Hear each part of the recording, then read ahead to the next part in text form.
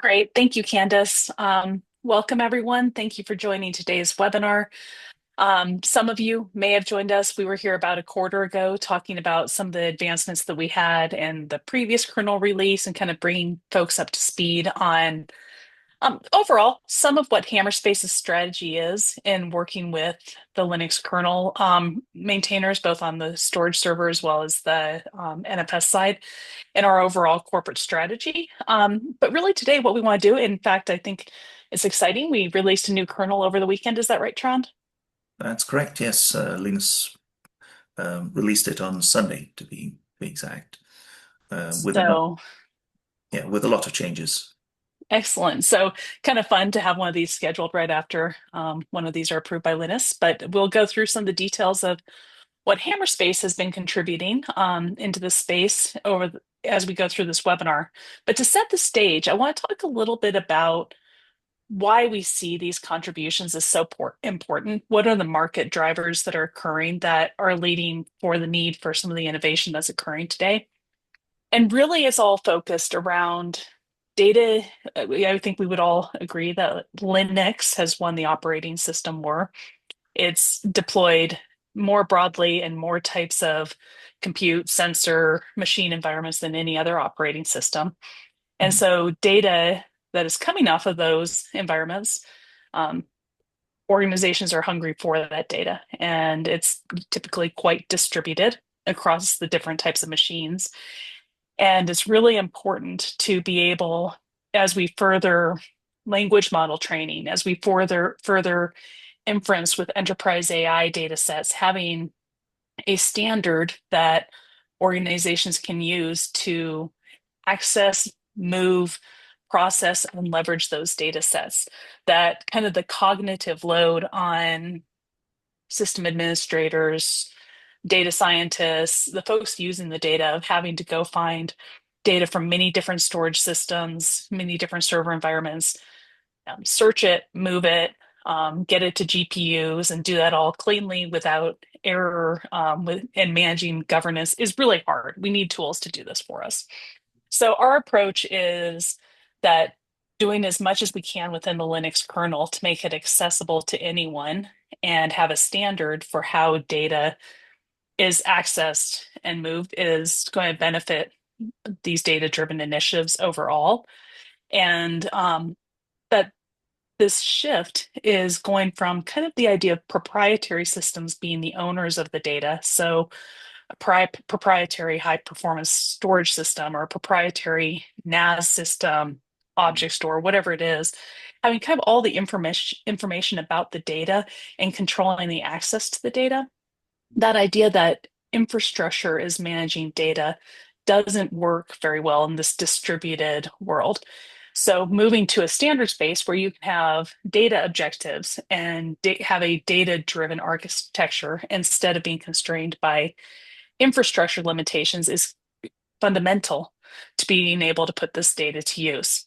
So we are taking, I come from a storage world in my past. A lot of the functionality that was specific to a certain file system or a client for a specific file system that would run on a host machine or a client machine, a lot of that functionality we need in order to create, process, understand our data, but it's been proprietary to the storage system. We're trying to take a lot of that functionality, understand that's needed, but get it into the Linux kernel so it's now standards based and accessible to everyone. And you don't have to have what results in a bunch of storage silos or data silos that are bound by the infrastructure. So the goal is break down the silos, make everything standards based, make data something that can move to new locations without changing what the data is. So mapping to a data set, and even if it changes locations, you don't have to change your data. There's a lot of things that we're doing in the Linux kernel right now to accomplish that.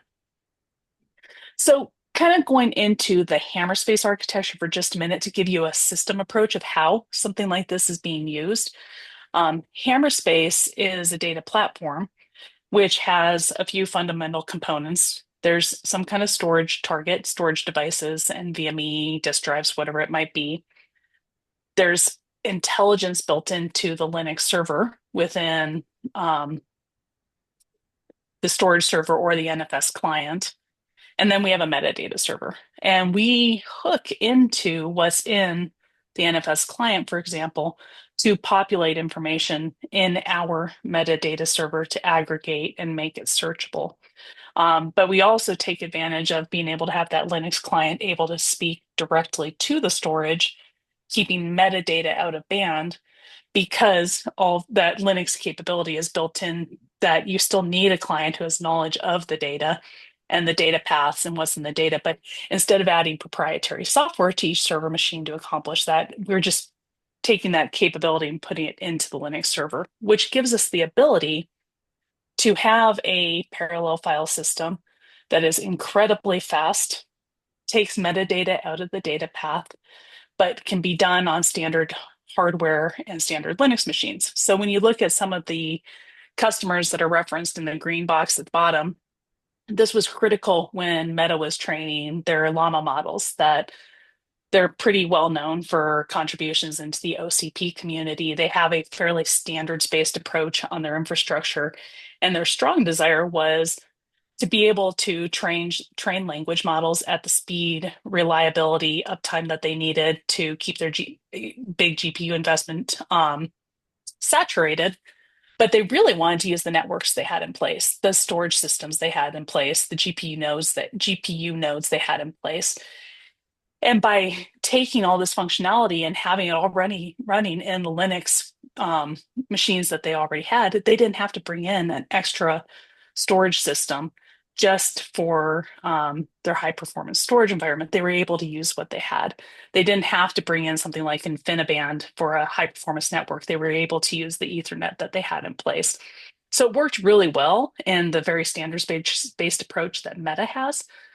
And as you look at other environments, whether it's HPC systems, it's visual effects providers, so other verticals, maybe not such massive environments as Meta, we get the same kind of benefit that Los Alamos likes the idea of driving this into standards so that they don't have so many specialized staff. They don't want to have a specialist on their HPC file system for scratch, a different one for their home directories, a different person who manages their archive file system. They want to simplify to a standards-based approach that more people understand how to run. And most IT people now understand Linux quite well. And building this into technology they understand helps to simplify not just the amount of infrastructure they have, but the number of humans they need to have running it. And that really plays out in enterprises and other markets as well. So maybe I'll just hand over to Tron. Do you have any other comments kind of on how we're thinking about this and integrating into the kernel advancements into our systems? Well, yes. So part of the beauty of this general architecture is the fact that you're basically separating metadata on the one hand and data on the other. And by doing so, you can manage them separately. So what a lot of these customers are really using this for is not just to scale out for performance reasons, but also allow them to manage that data transparently without there being any form of human intervention, just orchestration and being able to sort of specify business rules, whereby to manage the placement of data and its accessibility through these Linux clients. And so, Tron, I think maybe it would be nice to talk a little bit about kind of the overall timeline of what we've released. I'll go through this in a high level, and then Tron in particular is going to go into detail on some of the capabilities we haven't shared in our kind of quarterly webinar cadence with the Linux Foundation. Mhm. But going back, we've really contributed and focused on NFS 4.2 as a key functionality within these decentralized data sets and for the Hammerspace data platform. And so NFS 4.2 has a lot of capabilities beyond what we're highlighting here. the early contributions of things like FlexFile and Connect were really focused on hooking into multiple, let's say, systems and being able to orchestrate data and make it simple to access that data as it's being orchestrated. And if you can kind of imagine, this is my high level marketing person point of view, that NFS you typically have thought of as kind of a one-to-one connection, map my NFS client, my NFS to a single system, a single share. And when you have orchestration underneath that, you can actually have data moving around without having to have another NFS connection. Tron might have a more technical way of putting that, but that was really the goal: is to have a mini data systems or data silos able to connect to one NFS connection. Is that a fair way to put it? And do you want to expand on that a little bit?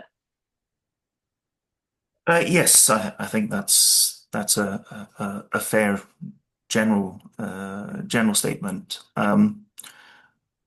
You know the you know a lot of the work that we've been doing in recent times has been sort of more about optimizing and making the Linux NFS client um, and also our product scale to sort of hyperscaler um, um, sizes. Um, you know the evolution of NFS sort of has typically sort of been in spurts. As you've seen bandwidth, networking bandwidth, and storage bandwidth increase. We went from sort of single server NFS v2 based systems to sort of the slightly more scalable NFS v3, then NFS v4, and now sort of we're well into um, these extreme scale, thousands of clients, whereas in the past it was sort of more in the hundreds, and being able to sort of make use of um, terabyte and larger scale networks in order to store petabytes of data. Um, so, the base that we sort of established a few years ago was essentially the introduction of PNFS and being able to scale out NFS, remove the single server as a bottleneck. Um, Now that is well understood and in many ways a mature technology. And so we've been able to sort of go back a little bit and focus a little bit more on metadata type optimizations, but also sort of more practical issues such as containerization and performance in containerized environments. Um, and as you can see, sort of we're also looking to the future where security and even larger files are a requirement. And we'll definitely be having another conversation through this Linux Foundation venue as some of these future capabilities come out. I mean, I'm sure many of you are looking at this saying, wow, client-side erasure coding, that's really interesting. There's some pretty neat stuff yet to come, but that's not what we are focusing on today. However, there is work actively being done in that space. Mhm. So, Trond, I think the first thing you wanted to do, even though we mentioned local I/O a bit in our webinar a quarter ago, you wanted to go into a little bit more detail as that's continued to mature and evolve. Yeah, that's right. So, the main driver for local I/O is um, containerized workloads, and the fact that you in modern data centers often have storage and applications, running more or less on the same hosts, but with you know, containers acting as an isolation layer, ensuring that they can't see each other directly.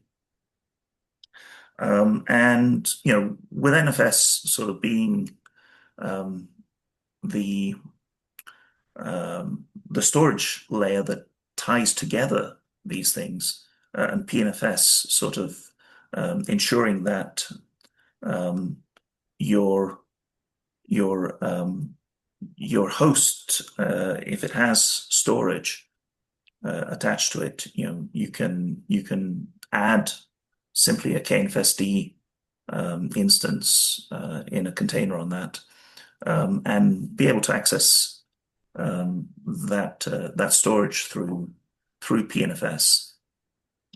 Um, we looked into further optimizing that in order to allow you know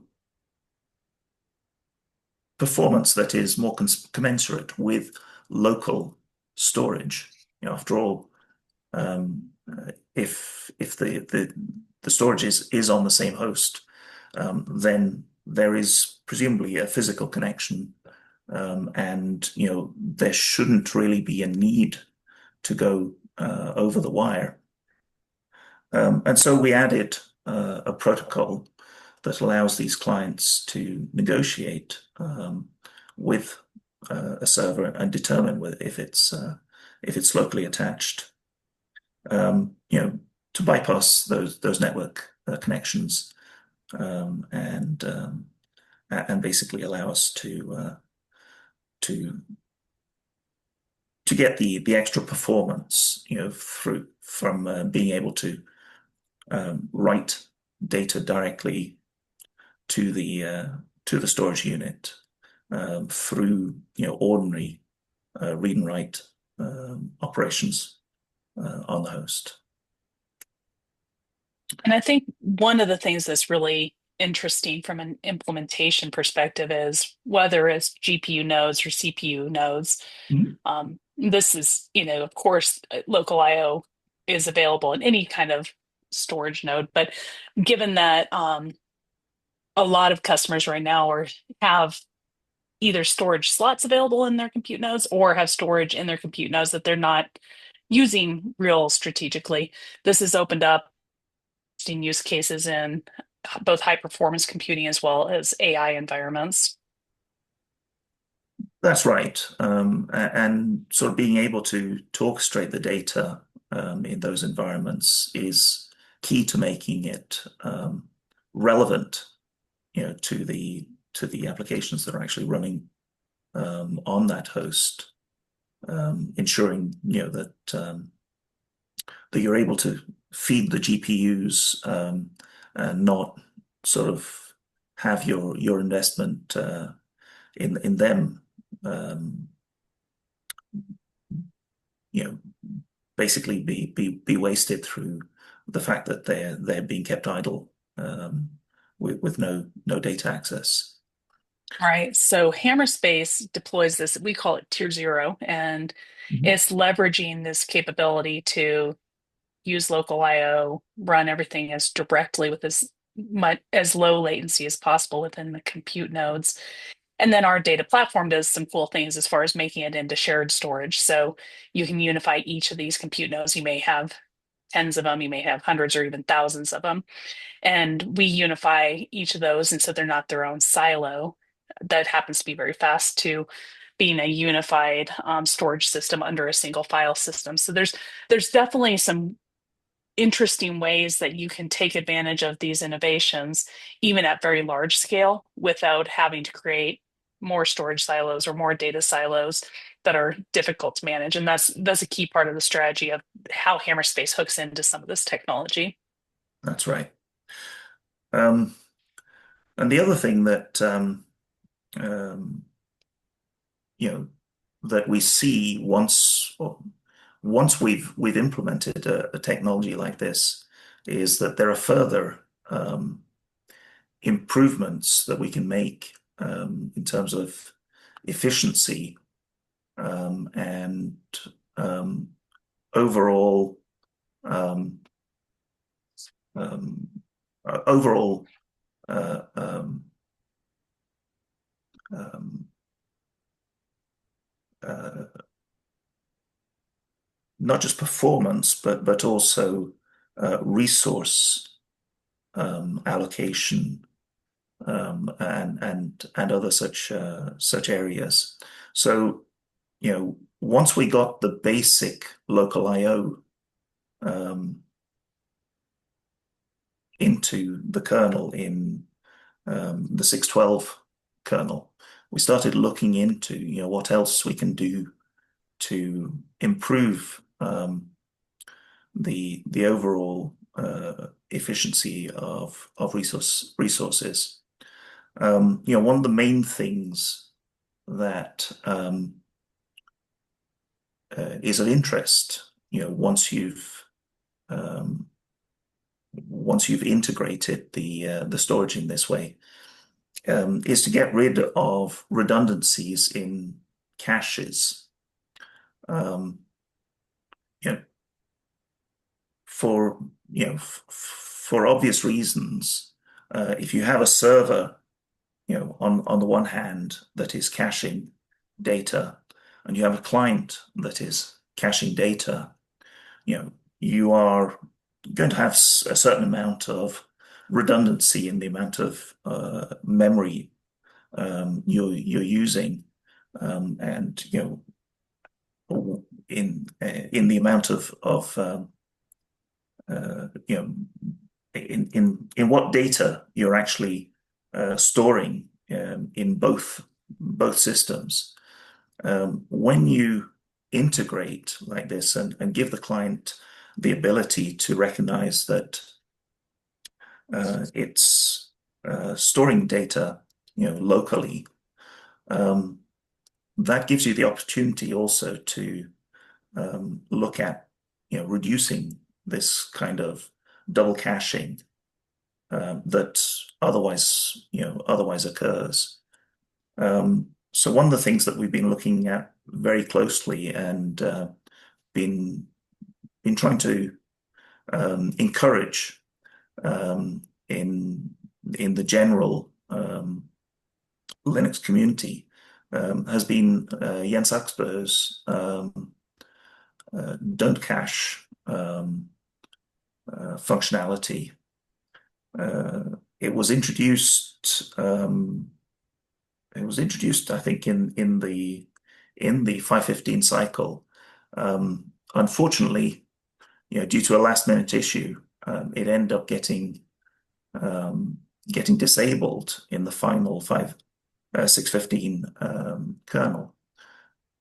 However, it's the issues that were seen are being worked through right now.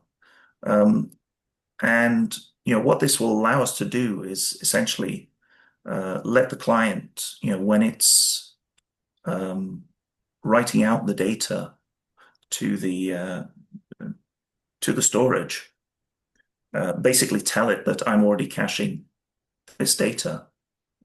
So there's no need to double cache it. Often in applications, you'll do this using ODirect, but ODirect has limitations that mean that you cannot use it in sort of the kind of general case that NFS needs to support. Whereas Jens's patch set, because it is essentially working with the page cache and is basically telling it, to write out the data through the page cache, but then free up the memory and not bother to double cache. That's freeing up memory back to the CPU, um, and allowing the applications that are running to make better use of their memory.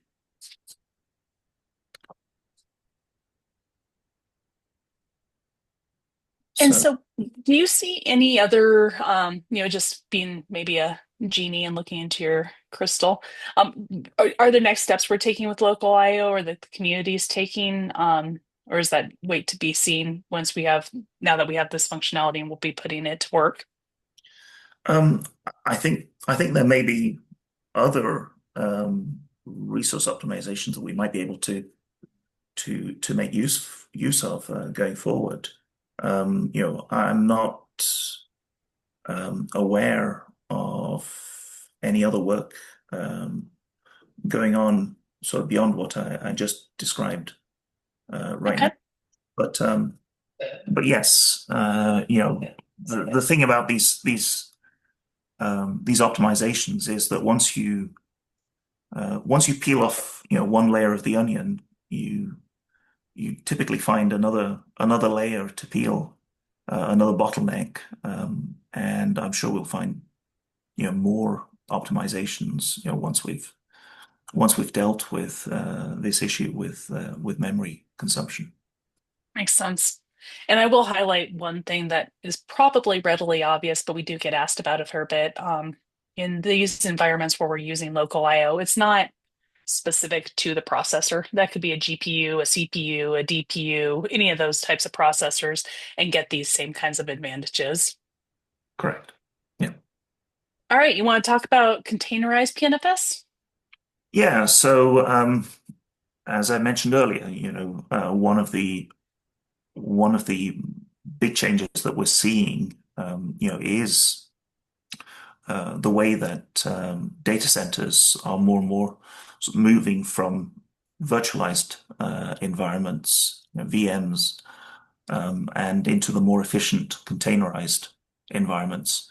And while you might expect that the two are similar enough that there's really no difference in the way that the NFS client works. There are actually a couple of fairly subtle issues that people who've tried to run with containerized environments and sort of mounting NFS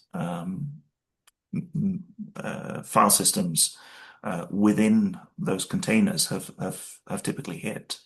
Um, One of the main ones that we've been seeing, um, that is especially frequent, in the hyperscaler type environments, is the fact that in many ways, people who operate with containerized environments are often assuming, that these are stateless, and that they can be brought up and killed, at more or less at will. Um, and the other thing is that you know, um, especially in a hyperscale environment, bugs do happen. Processes sort of die, and when they do, typically the container goes down. Um, what we were seeing was that when that happens in an uncontrolled fashion, then typically what will happen is that um, the orchestrator that is managing these containers will typically destroy your network connection, um, as one of the first things that it does. And when that happens, that unfortunately leads to bad things in the NFS client, because if it is in the process of writing out data, and you rip away the the network connection, then the typical um,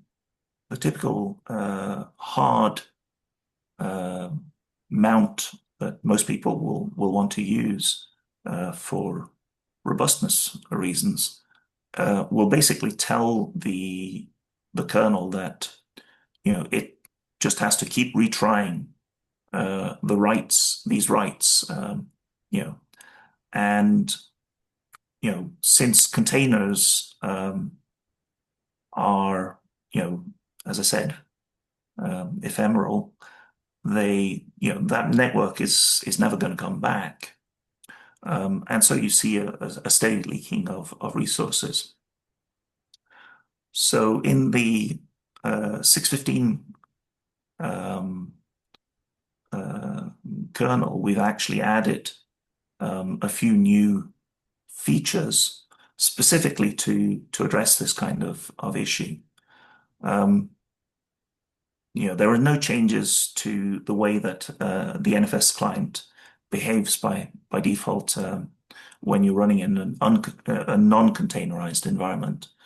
However, with 615, if you actually mount a NFS partition from inside a container, will default to a new mode that can be turned off, using an appropriate mount option.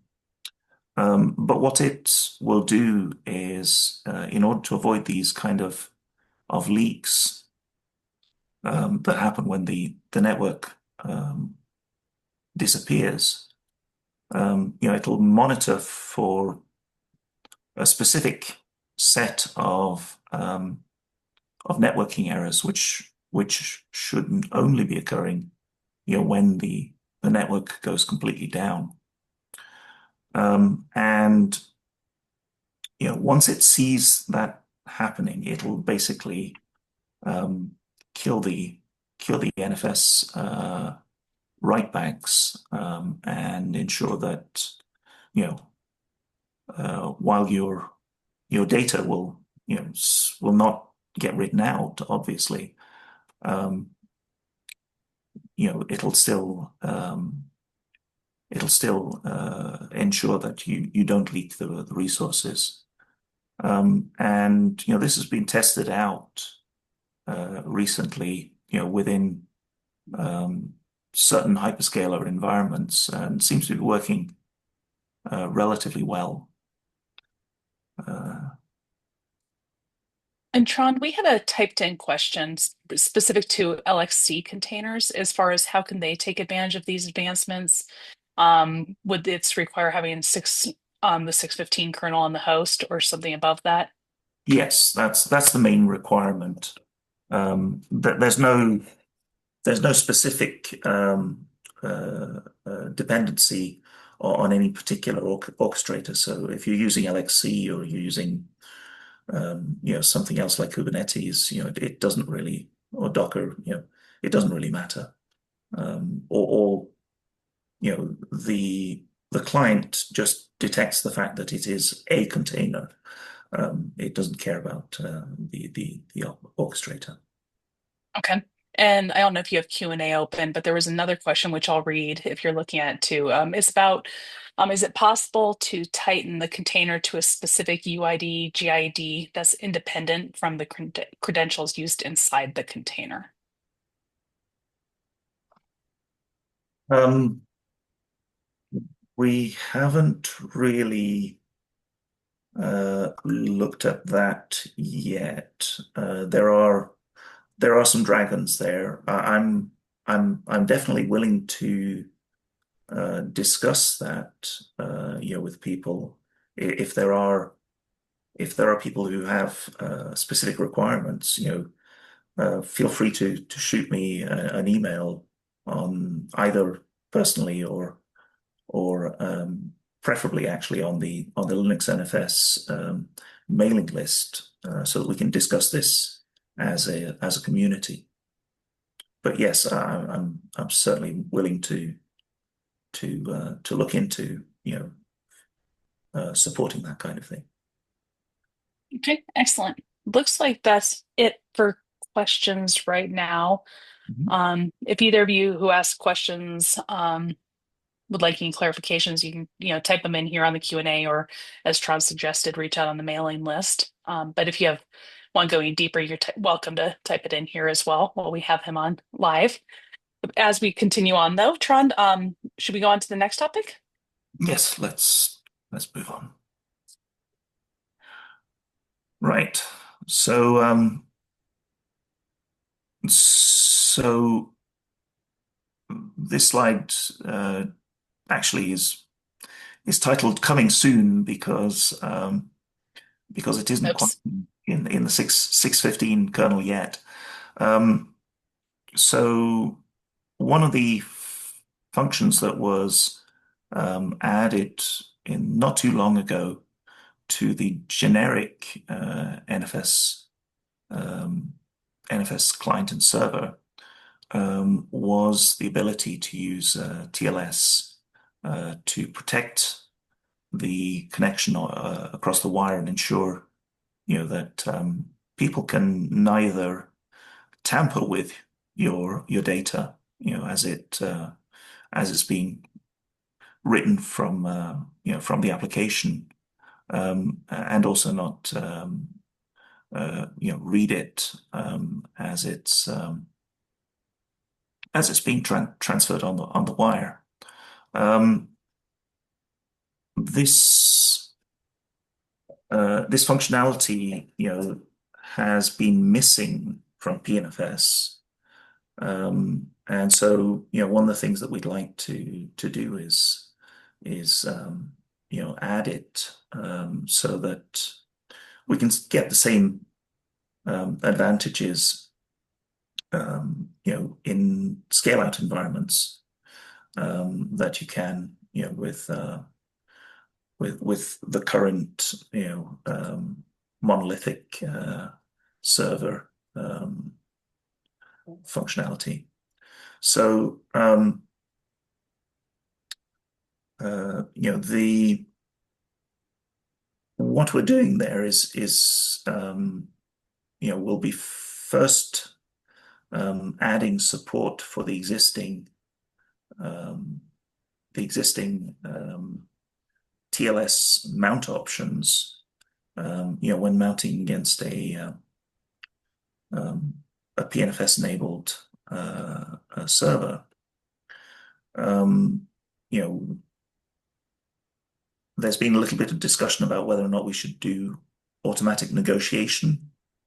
I'm a little bit against that kind of solution here, mainly because if you do automatic negotiation, you're still opening yourself to the possibility, that somebody might intercept that negotiation process, with a man in the middle type attack, and downgrade your security. I mean, this is sort of a known issue with web connections, and is why, typically these days um, your browser, allows you to specify that you want to have mandatory TLS protection. But we're in the process of adding this. It's relatively easy to for us to add, to the data path because as I said, KNFSD already supports it. The client already has TLS support within the RPC layer. And by the way, um, you know, if you have a smart NIC, that that supports offloading of TLS, then that RPC layer will make use of that, assuming that there is kernel support for that hardware. Um, so the main remaining issue on Hammerspace's part, is really just adding the TLS support to our own infrastructure. Um, the data server, the metadata server itself, and all the orchestration tools that we have. So um, I'm we're almost ready to merge the client stuff, but obviously you want to be able to test that client, and that's really the main reason why we haven't pushed it yet. Get the luxury of talking to a fair number of our customers and on the Hammerspace side. And this particular one, I'm super excited about that concept of unifying data silos, simplifying infrastructure. Ev- I think every um, IT person, any data user loves. But when you get into enterprises and they start saying, wait a minute, you're going to start moving your data around, and how are you going to keep it secure? And this is just another step, I feel, in accomplishing the enterprise requirements around security, doing it Right. in a standards way. And you're still accomplishing even further simplification where you're not having to bring in another tool or another system to accomplish it. So you're bringing all your data and your policies and security together into a platform that's standards based. I mean, it's kind of mind-boggling the possibilities that some of these advancements unlock. Right. Yeah, to your point, a number of enterprises have been sort of hacking their way through this. They've been using external tunneling solutions. I've known even hyperscalers that have um, felt the need to do that. Obviously, if you've got sort of thousands of of data servers, setting up all these tunnels, is a major issue to manage. So sort of having it as part of the kernel, is makes perfect sense, and really is something that we want to encourage. Absolutely. All right. So as we start to kind of move to wrap up mode, I think that so the 6.15 kernel is out now. That's great. So that those are advancements that everyone in this call can get access to. Um, as you think through feedback, it sounds like the mailing distribution list is where you like to get feedback or additional Right. questions after this webinar. Um, we'll be scheduling another update webinar as we get closer on releasing the Stripe Flex files and client-side erasure coding. Is that this year kind of project? When do you expect to see those functionalities? I know you can't control it, but kind of what's your expectation? So the hope is that we will have striping relatively soon. I'm hoping by the end of this year. Yes. There's a lot of interest in it from mainly from the HPC community, and you know they typically are working on sort of petabyte scale single files. For that kind of environment, you really can't get around the need for striping in order to ensure uh, ensure the overall performance of the system. And Um, that's ultimately the goal Hammerspace has is, yeah. we work with the HPC community quite a lot, and historically there's been this build out of one file system for Scratch, one for home directories, one for distribution, one for archive.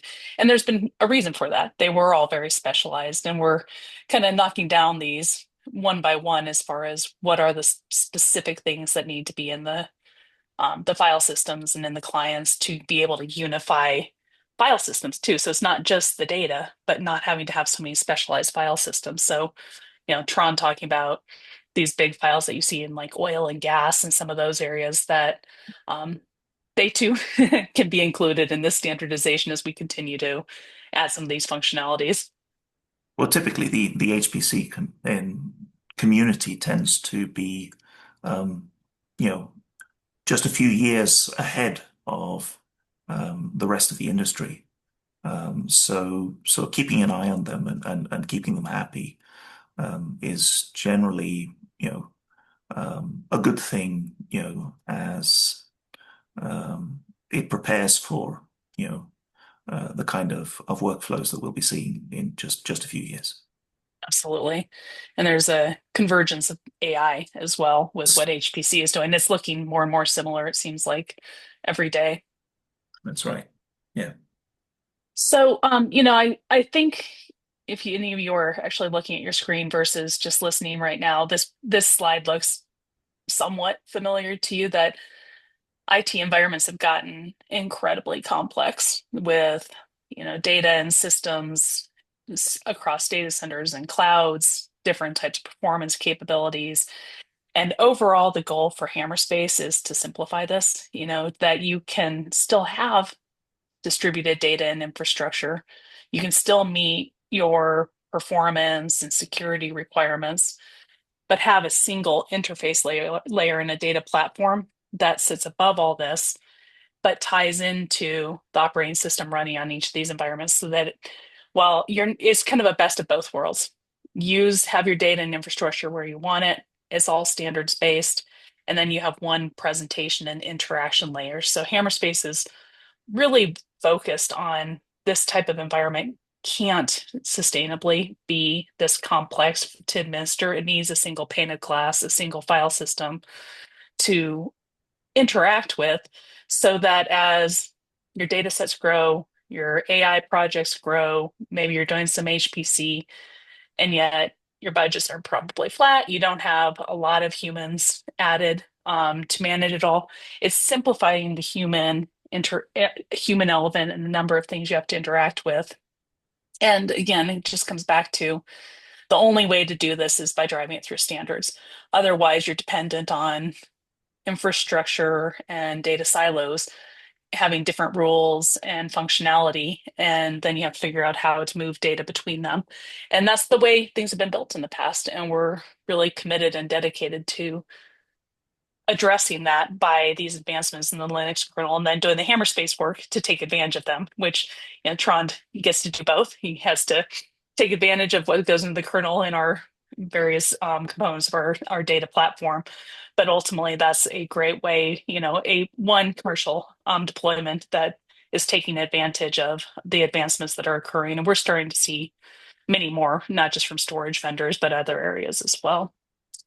Is there anything else you'd like to say to wrap up, Tron, before we hand it back to Candace? Well, just to point out, that really the key to managing complexity here is again this issue of data orchestration, and making sure that no matter what kind of medium you are actually storing your data on, it remains accessible through whatever the front end protocol that you are using.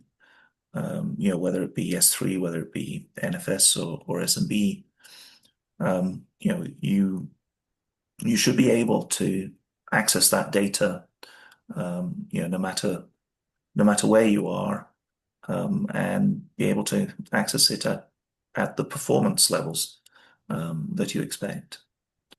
I think this is where the industry in general needs to be going. in order to manage the challenges that we have around storage in the current environment. Excellent. Candace, I Mhm. think we're ready to hand things back to you. And certainly we'll be working with you to schedule another update call, probably later this year. Fantastic. Thank you so much, Molly and Tron, for your time today. And thank you, everyone, for joining us. As a reminder, this recording will be on the Linux Foundation's YouTube page later today. We hope you join us for future webinars and have a wonderful day. Thank you all for joining. Thanks, Trond. Yeah.